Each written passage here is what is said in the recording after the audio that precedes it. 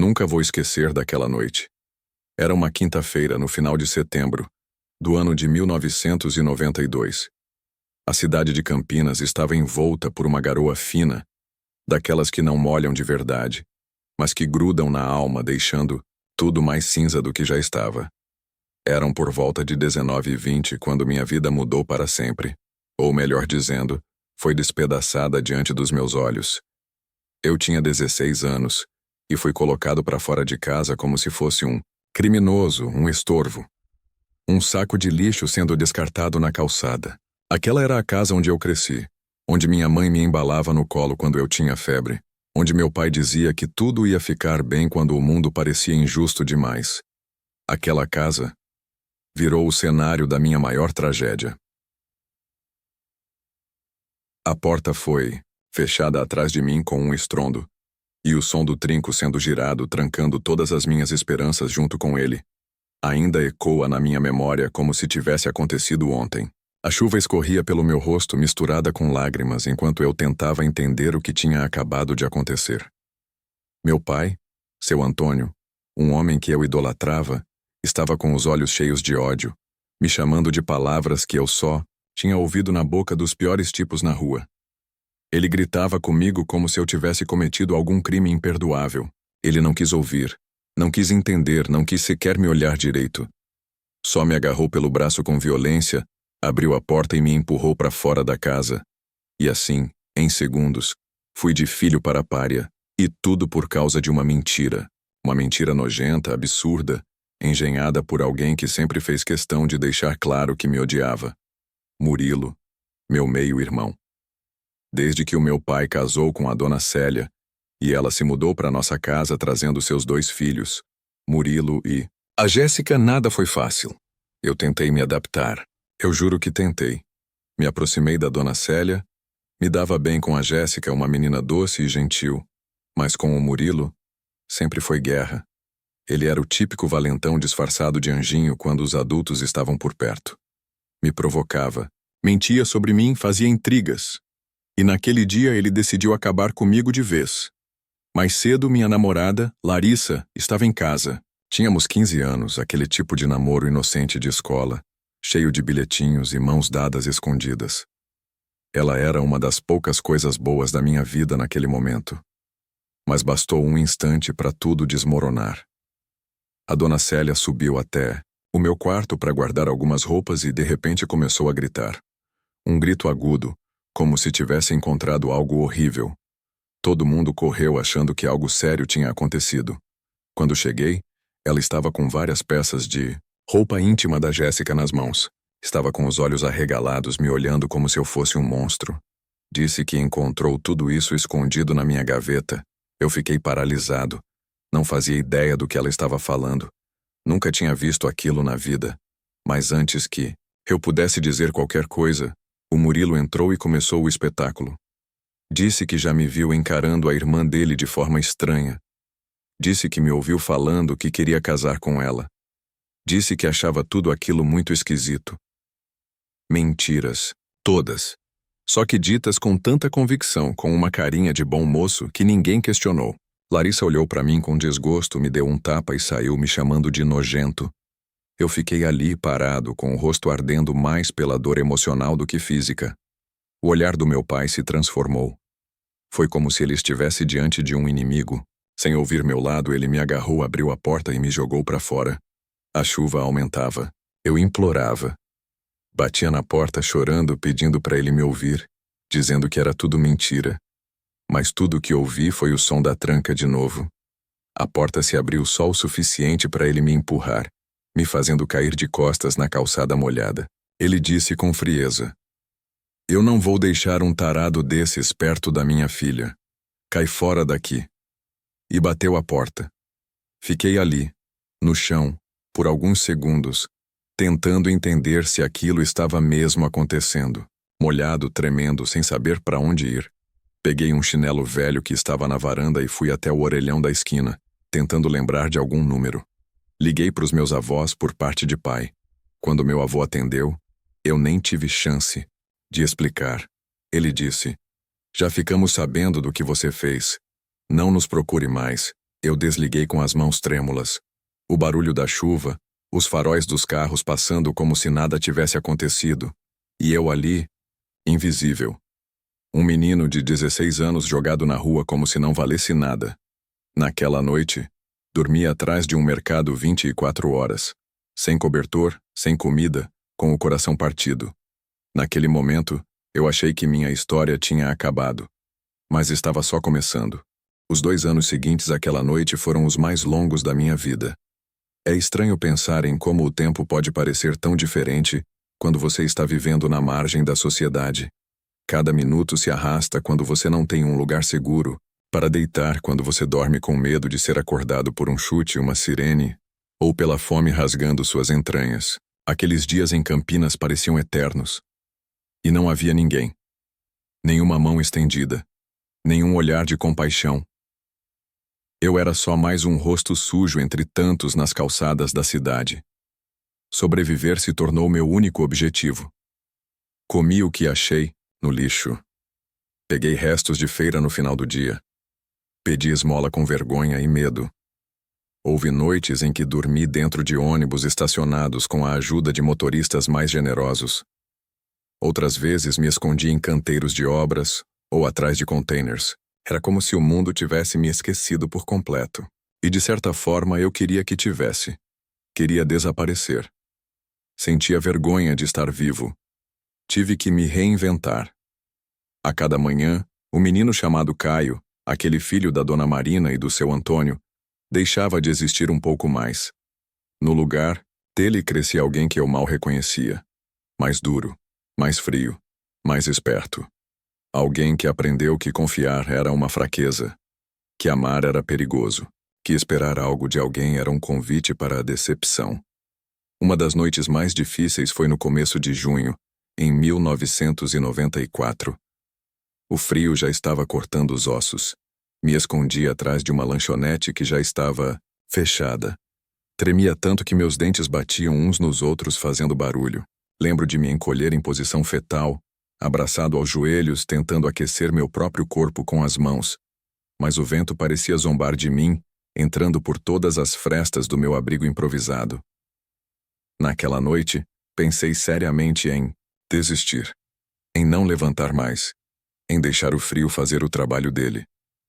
Mas, por algum motivo, continuei respirando. Acho que no fundo havia uma parte de mim que ainda sonhava, mesmo que muito pequena. Mesmo que silenciosa. Quando completei 18 anos em setembro de 1994, decidi tentar a sorte em outro lugar. Peguei uma carona com um caminhoneiro até o interior de Minas Gerais, na cidade de Juiz de Fora. A estrada foi longa, e as conversas no caminho foram poucas. Ele não me fez perguntas e eu não ofereci respostas. Quando ele me deixou na rodoviária, com uma nota de 5.000 cruzeiros e um boa sorte, eu agradeci como se ele tivesse me dado uma fortuna, e talvez tenha mesmo. Ali, com a roupa do corpo, a mochila rasgada e o coração calejado, comecei a procurar qualquer tipo de trabalho. Batia em portas, perguntava em padarias, mercados, oficinas. Nada. Até que um dia, andando pelas ruas do centro, ouvi o som de socos e gritos vindos de dentro de uma academia. Curioso e meio sem rumo, entrei. A academia era simples, mas tinha algo de especial. O cheiro de suor e esforço. O som de sacos de pancada sendo golpeados. A disciplina no ar. O dono, um homem chamado Zé Roberto, me olhou de cima a baixo. Disse que não podia pagar salário, mas que eu podia limpar o lugar em troca de um prato de comida e um canto para dormir. Eu aceitei na hora. Foi ali que tudo começou a mudar. Zé Roberto era duro, mas justo. Aos poucos, fui ganhando sua confiança. Passava o dia limpando tatames, lavando banheiros, organizando equipamentos. E à noite, quando todos iam embora, ele me deixava usar o ringue. Me ensinava o básico, como se posicionar, como manter a guarda, como respirar certo e, principalmente, como canalizar a raiva, porque eu estava cheio dela, cheio até a borda. E o boxe me deu um lugar para despejar tudo isso sem me destruir. Nos meses seguintes, meu corpo começou a mudar. Minha mente também. Pela primeira vez em anos, eu tinha rotina. Tinha propósito. Não tinha salário, mas tinha respeito. Comecei a participar de treinos com os outros lutadores. Às vezes apanhava feio, mas sempre levantava. Porque eu não era como eles. Eu não tinha uma casa confortável para voltar. Eu não tinha paz na arquibancada. Eu só tinha aquilo. Aquela chance. Aquele ringue. Comecei a ser notado. A ser respeitado. A ouvir meu nome com orgulho. Aos poucos, Caio voltava à superfície, reconstruído, mais forte. Zé Roberto dizia que eu tinha garra, que eu lutava como quem não tinha mais nada a perder. E ele estava certo. Eu era a dor em forma de soco. E pela primeira vez, a dor estava trabalhando a meu favor. Foi ali, naquela academia em Juiz de Fora, por volta de junho de 1995, que o garoto abandonado começou a virar homem. Um homem que não tinha esquecido do que sofreu, mas que decidiu não deixar que isso definisse o seu fim. Um homem que, mesmo com cicatrizes, invisíveis, estava começando a escrever um novo começo, e aquele era só o segundo round. Foi numa manhã de quinta-feira, por volta das 9 horas, em fevereiro de 1998, que minha vida mudou de um jeito que eu nunca poderia prever. Eu estava no meu ritmo normal. Acordava cedo, fazia a limpeza da academia, ajudava nos treinos dos iniciantes e à noite, ainda batia nos sacos de pancada como se estivesse lutando contra fantasmas que insistiam em me assombrar. Era assim há quase 3 anos. Rotina firme, cabeça baixa, sem grandes planos. Eu apenas sobrevivia com um pouco mais de dignidade do que antes, até que ela apareceu. O nome dela era Aline. Tinha 20 anos na época, cabelos escuros presos num coque bagunçado e um sorriso que parecia acender as luzes até da parte mais escura da minha alma. Eu tinha 35 anos, e embora parecesse improvável, a conexão entre nós foi imediata. Ela trabalhava no café da esquina da academia, aquele lugar onde eu costumava tomar um pingado depois dos treinos mais pesados. Aline tinha uma gentileza que não era comum. Ela olhava nos olhos das pessoas. E quando olhou nos meus, algo mudou dentro de mim. Começamos com pequenos bom dia. Depois vieram os papos rápidos sobre o clima, o movimento do dia, a vida corrida. E sem que eu percebesse, estava indo ao café mais vezes do que precisava, apenas para ter aqueles poucos minutos com ela. Ela ria das minhas histórias mesmo quando não tinham graça. Perguntava sobre o boxe, sobre meus treinos, sobre minha vida. E aí eu travava. Não sabia como contar meu passado. Como explicar que fui jogado na rua aos 16 anos acusado de uma mentira monstruosa que passei fome, frio, e que só sobrevivi porque o ódio me manteve em pé. Então, eu resumia. Tive uma vida difícil, mas hoje tô em paz. Ela não cobrava mais do que isso. Talvez soubesse, de alguma forma, que havia feridas que só se abriam com o tempo, e com cuidado. E ela teve esse cuidado. Aline nunca forçou. Apenas ficou ali, aparecendo todos os dias como um raio de sol entrando pela janela de um quarto que ficou escuro tempo demais. Um dia, numa tarde abafada de novembro de 1999, tomei coragem. Perguntei se ela queria sair comigo depois do expediente. Ela sorriu sem surpresa nenhuma, como se já estivesse esperando por isso há tempos. Saímos para andar pelo centro da cidade, conversamos por horas, e naquela mesma noite, sob a luz fraca de um poste antigo, ela segurou minha mão. Pela primeira vez em muito tempo, eu senti que alguém realmente me via. Namoramos por 2 anos, e foram os melhores anos da minha vida até então. Aline me mostrou que era possível amar de novo, confiar de novo, construir de novo. Com ela, fui entendendo que não precisava mais viver na defensiva, que o mundo podia sim ser cruel, mas também podia oferecer redenção, cura, abraço. A família dela foi um capítulo à parte. O pai, seu Edmar, era um eletricista conhecido na região, rígido como só ele, com um olhar que parecia atravessar a alma de quem ousasse chegar perto da filha dele. No início, ele me tratava com desconfiança, e eu entendia. Que pai quer ver a filha se apaixonar por um cara com passado misterioso e olhar de quem já viu o inferno. Mas Aline acreditava em mim.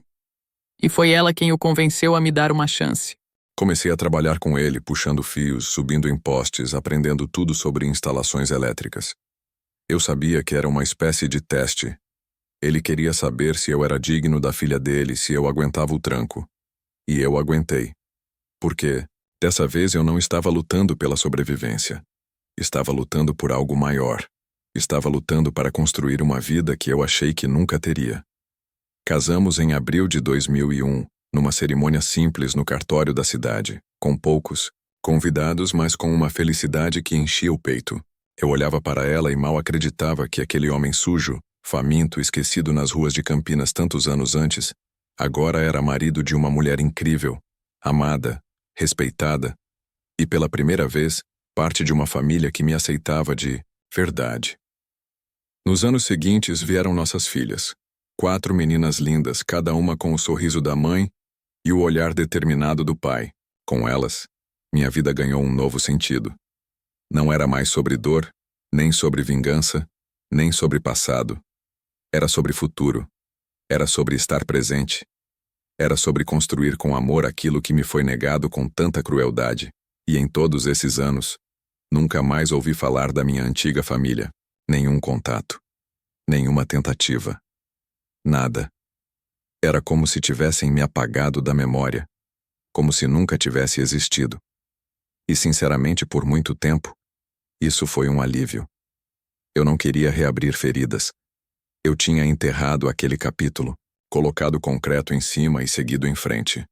Ou pelo menos era o que eu achava. Porque o que veio depois, no que parecia apenas mais um final de semana qualquer, foi como um soco direto no peito, desses que te tiram o ar, mesmo depois de tantos anos de preparo. Mas isso é história para o próximo round. Era um sábado, início de abril de 2025.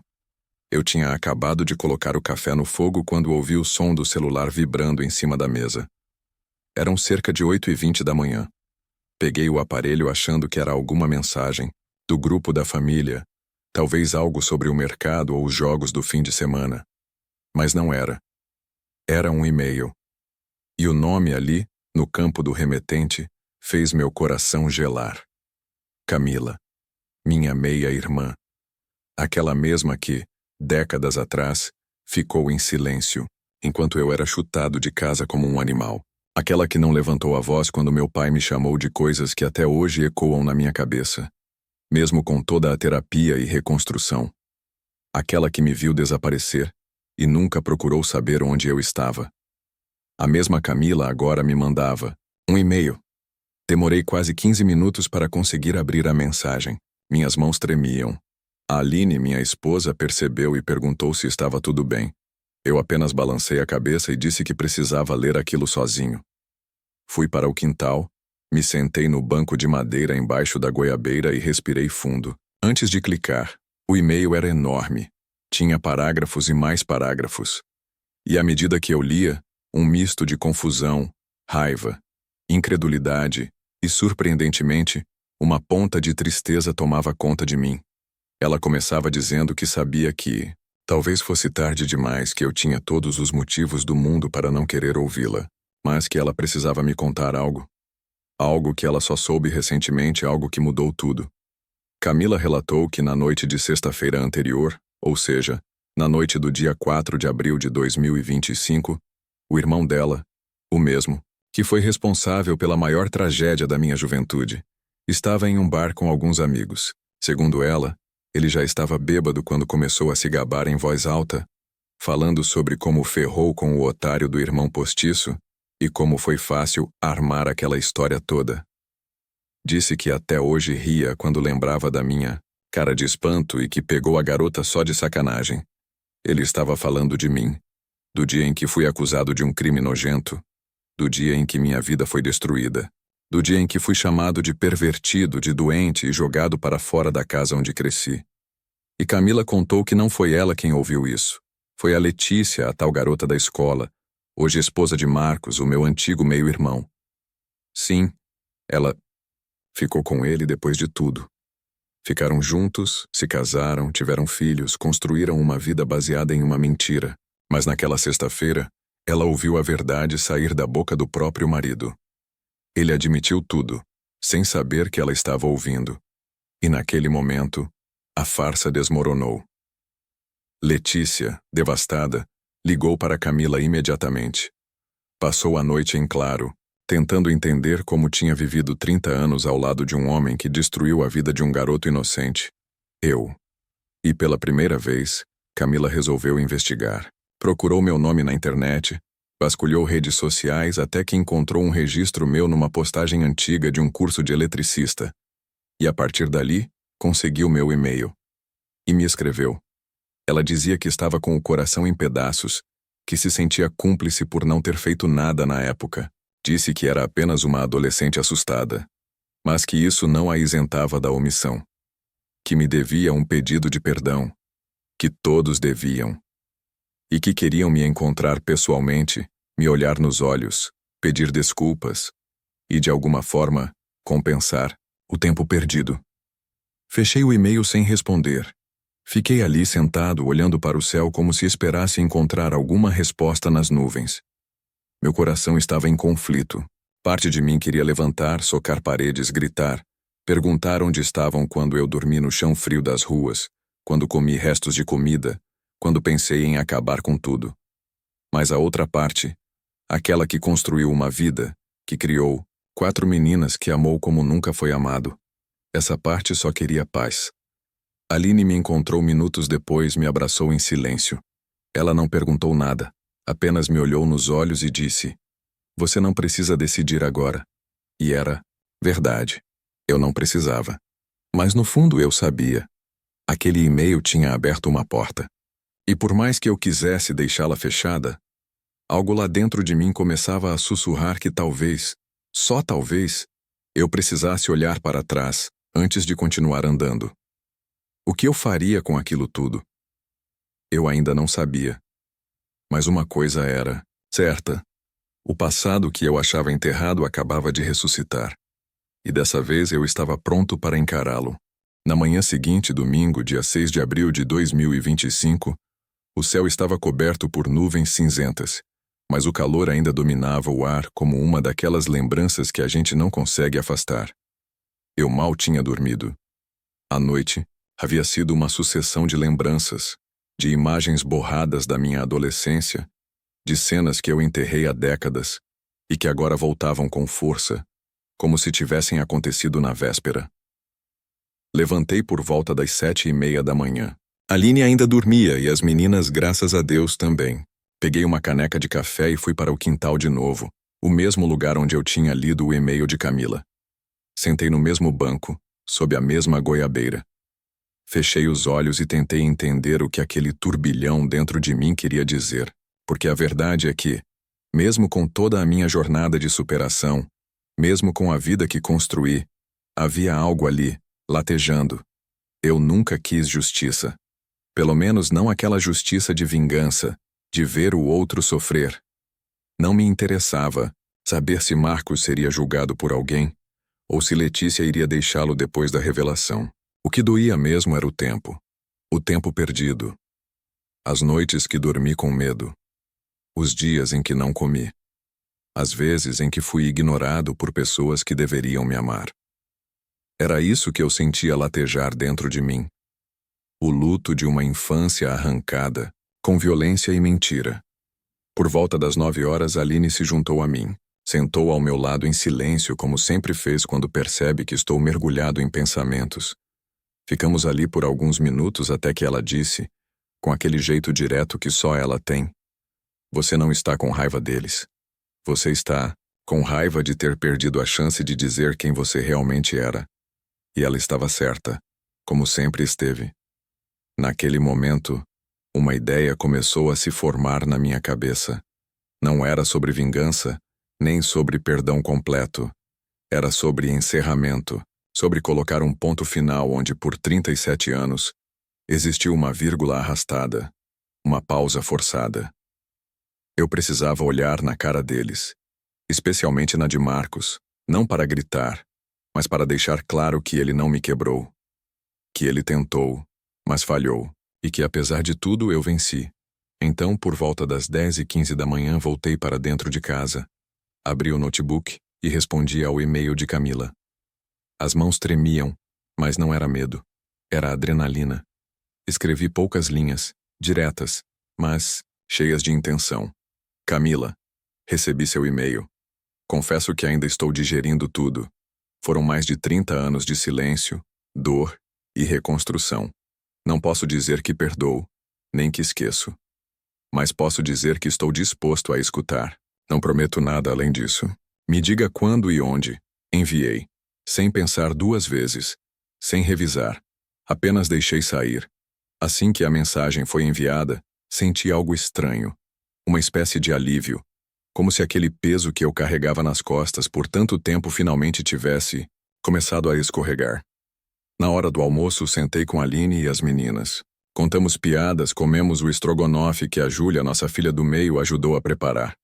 O riso delas me lembrou de tudo o que eu conquistei. Não por sorte, mas por insistência. Pela força de não desistir quando o mundo parecia fechado. Para mim. Mais tarde, por volta das 18 horas, Camila respondeu. A mensagem foi direta, e ela parecia mais nervosa agora do que antes. Disse que estava morando em Belo Horizonte, e que Letícia tinha ido embora de casa no sábado à noite, levando os filhos. Disse que Marcos tentou negar tudo, mas os próprios amigos confirmaram a história e ele acabou se entregando. Ela sugeriu que nos encontrássemos no fim de semana seguinte em um restaurante discreto, se eu estivesse disposto. E ali estava, a chance de olhar para o passado de frente. Eu podia recusar. Podia bloquear o e-mail, apagar tudo, continuar com minha vida e fingir que aquilo nunca chegou até mim. Mas eu sabia que não era mais aquele garoto de 16 anos deixado para trás. Eu era um homem feito, com raízes, com uma família real. E essa era a diferença. Eu não precisava deles, mas eles agora precisavam de mim. No fundo, acho que era isso que eu sempre quis. Não que eles me pedissem perdão, mas que eles soubessem. Que a verdade, por mais tardia que fosse, finalmente viesse à tona. E agora, com tudo escancarado, eu podia fazer o que sempre sonhei, seguir em frente de cabeça erguida, não como vítima, mas como vencedor.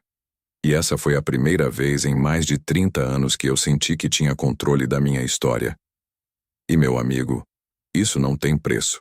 No sábado seguinte, dia 12 de abril de 2025, acordei antes do sol nascer. O céu ainda era um manto escuro, pontilhado por estrelas tímidas que logo seriam engolidas pela luz do dia. O relógio marcava pouco depois das 5h30 da manhã. Era como se meu corpo soubesse que aquele não seria um dia qualquer. Eu tinha aceitado o convite. Eu ia encontrar minha meia-irmã Camila. Ia revisitar um passado que passei a vida tentando deixar para trás. Aline acordou comigo. Ela sempre soube quando o silêncio que carrego não é só cansaço. Me olhou, segurou minha mão e disse apenas: "Você é mais forte do que qualquer um deles." E essas palavras ficaram comigo o dia inteiro. Tomei banho devagar. Escolhi uma roupa simples, uma camisa jeans e calça de sarja, e saí de casa por volta das 7 horas da manhã. Peguei o carro e iniciei a viagem de quase 3 horas até Belo Horizonte. Durante o trajeto, minha mente era um campo de batalha. Lembranças vinham e iam como ondas quebrando contra rochas. As vezes em que dormi no banco de praça, os dias em que mendiguei comida, a dor nos olhos de um adolescente que só queria ser amado. Mas também me lembrei da primeira vez que segurei minha filha mais velha nos braços. Da gargalhada de Aline quando contei que não sabia fazer arroz. Do dia em que passei na prova de mestre eletricista. Tudo isso formava quem eu era. E ninguém podia tirar isso de mim. Cheguei ao restaurante combinado às 10h30 da manhã. Era um lugar discreto, em uma rua arborizada, com mesas de madeira sob uma cobertura de vidro. Camila já estava lá. E quando a vi, foi como olhar para uma parte de mim que ficou congelada no tempo. Ela estava diferente, claro. Mais velha, mais contida, mas com os mesmos olhos. Aqueles olhos que na infância me viam como irmão. Ela se levantou, me abraçou e chorou. Chorou baixinho, como se pedisse perdão com o corpo. Sentamos. O garçom nos trouxe café e pão de queijo. Mas nenhum dos dois tocou na comida por um bom tempo. Camila foi a primeira a falar. Contou que sempre desconfiou da versão de Marcos, mas que, sendo criança, não tinha forças para questionar os adultos. Disse que cresceu com o peso de ter sido cúmplice pelo silêncio. Que nunca esqueceu a noite em que me expulsaram de casa. Que aquele grito da madrasta e da nossa mãe postiça ainda ecoava na cabeça dela. Eu ouvi, em silêncio.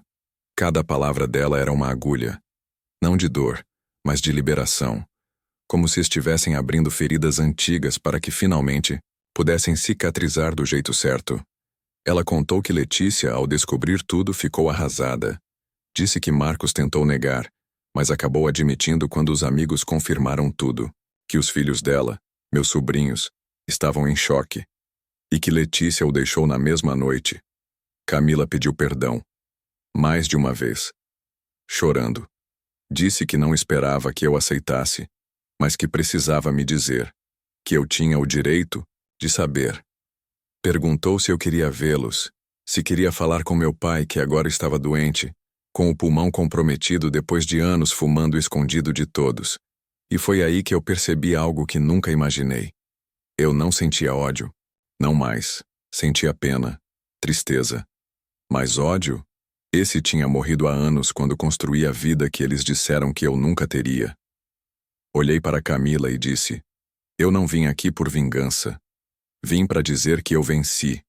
Que vocês não conseguiram me destruir. Que mesmo sozinho com 16 anos eu sobrevivi. E agora com 53 eu vivo. E bem, ela chorou mais. Me pediu um abraço e eu dei. Pela primeira vez desde aquele dia em que me trancaram do lado de fora, eu me senti em paz. Não porque tudo tinha se resolvido, mas porque eu já não precisava de respostas. Eu era a resposta. Eu era um milagre que ninguém esperava. Saí do restaurante pouco depois do 12:30. No caminho de volta, coloquei uma playlist de samba antigo, daqueles que meu avô materno gostava, mesmo sem tê-lo conhecido. Quando cheguei em casa, por volta das 3:40 da tarde, minhas filhas correram até mim, gritando: papai, papai. E naquele instante eu soube que nada, absolutamente nada, que aconteceu antes poderia mudar o que eu era agora. Não sou mais o menino que foi jogado na calçada. Eu sou o homem que construiu um lar do zero. Que criou filhas com amor. Que amou com tudo o que tinha. Que superou o impossível. E se me perguntarem hoje se eu perdoo, eu digo: não sei. Mas eu superei. E às vezes, isso é mais poderoso que qualquer perdão. A vida tem maneiras cruéis de nos testar. E a maior provação da minha vida aconteceu pouco depois do meu aniversário de 16 anos, em uma tarde abafada de terça-feira, dia 23 de outubro de 1992. Eu ainda me lembro do cheiro do arroz queimado vindo da cozinha, da risada abafada da minha madrasta Sandra no telefone e da sensação de algo prestes a desmoronar. E desmoronou. Naquela tarde, Sandra entrou furiosa no meu quarto com um punhado de peças íntimas nas mãos. Eram roupas da minha meia-irmã Camila. Ela gritava, perguntando o que aquilo estava fazendo na minha gaveta. Eu fiquei parado, em choque. Nunca tinha visto aquilo antes.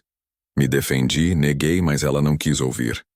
Em segundos, a casa virou um campo de guerra.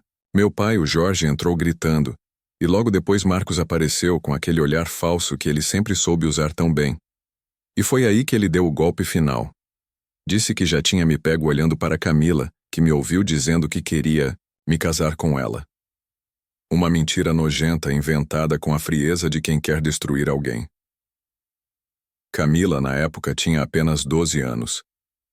Estava assustada, encolhida num canto, e eu só queria proteger ela. Mas ninguém acreditou em mim.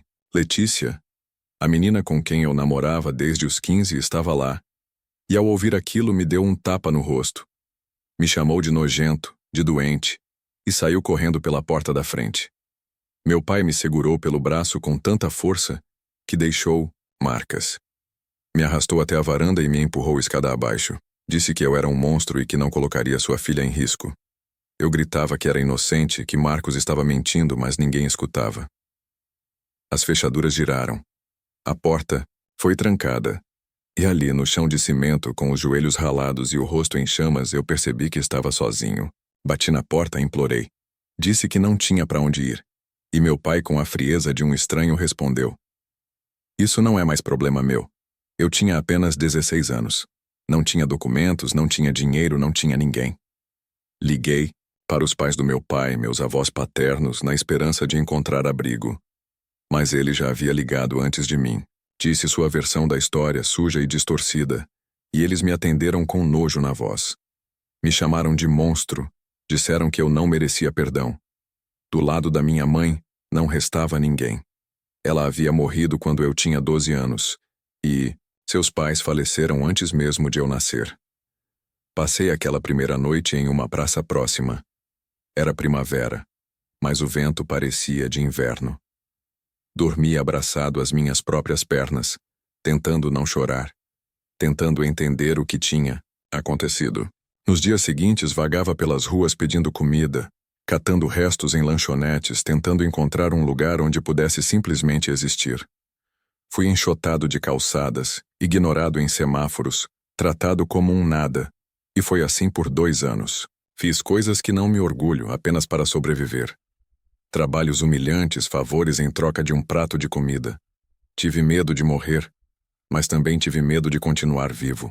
A cidade era uma selva, e eu, um menino tentando se manter de pé. Mas mesmo naquele caos encontrei pessoas que me deram pequenos respiros de humanidade. Uma senhora que me deu um cobertor. Um feirante que me deixava levar frutas amassadas. Um motoboy que me ensinou a consertar pneus. Pequenos gestos que me mantinham em movimento. Com 18 anos recém-completos já em São Paulo, consegui um trabalho como faxineiro em uma academia de boxe na Zona Leste. O dono era rígido, mas justo. Viu algo em mim. Aos poucos, comecei a treinar nos horários vagos. O boxe virou meu escape. Cada soco no saco de areia era um grito calado, uma dor antiga sendo expurgada. Eu não era um grande campeão, mas era forte, resistente, determinado. E ali, entre suores e hematomas, comecei a me reconstruir. Não foi rápido nem fácil, mas eu estava longe de ser aquele menino na calçada. E isso era só o começo da minha nova história. No domingo, dia 15 de março de 2025, eu acordava cedo como era de costume, mas havia algo diferente no ar. O sol ainda não tinha nascido completamente, e o céu estava tingido de um azul escuro, quase negro, que indicava que o dia começaria com força. O relógio marcava 5h27 da manhã. Eu já estava de pé antes que a casa acordasse. Aline, minha esposa, ainda dormia tranquila ao meu lado. Ela sempre foi minha base, meu ponto de apoio. O simples fato de acordar ao meu lado já a fazia sentir que a nossa vida era bem construída, que não havia mais fantasmas do passado nos assombrando. Mas para mim, ainda havia algo dentro de mim que não tinha sido completamente resolvido. Algo do qual eu não sabia se conseguiria escapar. Eu passei a noite toda pensando nas palavras de Camila. Como ela me olhou, como ela chorou, como ela pediu perdão, como se ela pudesse, de alguma forma, apagar o sofrimento de tantos anos em um único momento. E não. Eu não a culpava. Eu sabia que ela não tinha sido a culpada, mas o peso de suas palavras ainda pairava sobre mim. A cada lágrima dela, eu revivia aquela época amarga. Não de raiva, mas de impotência. Por muitos anos, fiquei preso em uma prisão invisível que eu mesmo criei, uma prisão cheia de lembranças que me impediam de ser plenamente feliz. Até aquele momento, eu não sabia o que fazer com tudo aquilo. O que significava realmente perdoar? Levantei-me devagar, sem fazer barulho, para não acordar Aline. Fui até a cozinha, onde a luz da manhã começava a invadir através das janelas. Preparei um café preto forte, como eu sempre fazia, e me sentei à mesa. Olhei para fora. A cidade já começava a ganhar vida. Os primeiros sinais de movimento da rua.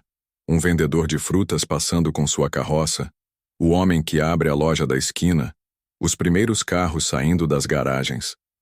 Tudo parecia funcionar, como um relógio imbatível. Mas dentro de mim, eu sabia que não podia ser assim. Algo ainda estava em dívida. Algo ainda estava pendente. Lembrei-me de quando, aos 16 anos, fui jogado para fora de casa. As palavras de meu pai, Antônio, ainda ressoavam em meus ouvidos. Não é mais meu problema. Como se fosse fácil para ele. Como se fosse fácil para ele simplesmente apagar o fato de que eu, seu filho, estava ali, sendo cruelmente afastado de sua vida. E com ele, minha madrasta Sandra, que nunca se importou o suficiente para ver a verdade. E Marcos, meu meio-irmão, que me destruiu de uma maneira que até hoje não compreendo totalmente. Todos eles tinham sido peças de um jogo sujo. E eu, o único a pagar o preço. Mas agora tudo aquilo parecia tão distante, como se eu estivesse observando minha própria vida de fora. No dia seguinte, segunda-feira, dia 16 de março de 2025, eu já estava no trabalho, quando recebi um e-mail de Camila. Ela havia tentado me ligar na noite anterior, mas eu estava exausto demais para atender. Agora, no e-mail, ela pedia para que eu fosse até ela novamente. Algo estava acontecendo. Ela dizia que a situação de nosso pai, Antônio, estava piorando. Ele estava doente, tinha problemas respiratórios, e não havia mais muito tempo para ele. Aquelas palavras caíram sobre mim como uma pedra. Eu não sabia o que fazer. O homem que por tantos anos me fizera sentir um peso imenso em meu peito, agora estava morrendo. E tudo o que eu sentia era uma mistura de indiferença e um medo de reviver velhas feridas. Não sabia se queria mais saber dele, ou se a única coisa que desejava era que tudo aquilo fosse deixado para trás para sempre. Eu olhei para o e-mail durante longos minutos. As palavras de Camila me atormentavam. Ela dizia que ele queria me ver, que ele havia pedido desculpas de uma forma que só ela entendia. Mas será que eu deveria ir até ele? Eu tinha superado tantas coisas, tanto sofrimento. Será que aquilo seria apenas mais um golpe do destino? Mais uma vez a vida me colocando à prova. Não queria mais viver uma vida de vingança, mas também não sabia se poderia encarar aquele homem novamente sem que o ressentimento voltasse. Aline percebeu que algo estava acontecendo. Ela sempre percebe quando estou em conflito. Eu a amava, por isso por ela saber entender quando meu silêncio não era apenas cansaço. Quando ela me perguntou o que estava acontecendo, eu disse a verdade. Expliquei que, talvez, eu tivesse que encarar novamente meu pai. Aline olhou para mim e em seu olhar havia a certeza de que eu tinha o direito de fazer o que sentisse ser certo. Ela sabia que, se eu quisesse, ela estaria comigo em qualquer caminho que eu decidisse seguir. No final daquele dia, decidi ir até ele. Às 7 horas da noite peguei o carro e segui para o hospital. A viagem até o hospital foi longa, mais de 1h30. Eu não sabia o que esperar. Estava passando por um turbilhão de emoções, raiva, tristeza, indiferença, mas também curiosidade. E quando cheguei ao hospital, encontrei Camila na porta esperando por mim. Ela estava visivelmente abaladona, com os olhos inchados de tanto chorar. Ela me abraçou e, por um momento, eu senti como se tudo o que havia acontecido voltasse a me tomar. As lembranças, as mágoas, tudo estava ali, ainda vivo. Camila me levou até o quarto de Antônio, e ao entrar, eu o vi. Ele estava fraco, quase irreconhecível. O homem que me havia expulsado, o homem que me deixara na rua sem olhar para trás, estava ali, um homem envelhecido pela doença e pelo tempo. Ele olhou para mim e, pela primeira vez em muito tempo, vi nos olhos dele um pedido de desculpas. Ele não falou nada, mas foi o suficiente. Naquele instante eu sabia que não precisava mais de palavras. Eu já havia perdoado há muito tempo. Não porque ele merecia, mas porque eu precisava me libertar disso. Saí do hospital mais leve, sentindo que algo dentro de mim havia mudado para sempre. Cheguei em casa e, ao ver minhas filhas correndo para me abraçar, soube que a verdadeira vitória não estava nas palavras de Antônio ou no perdão que eu poderia dar a ele. A verdadeira vitória estava em saber que, apesar de tudo, eu havia construído minha própria história, longe das sombras do passado. Se alguém me perguntasse, anos depois, se eu perdoava Antônio, eu diria que não sabia. Mas uma coisa era certa. A paz que eu sentia era minha. Eu havia vencido.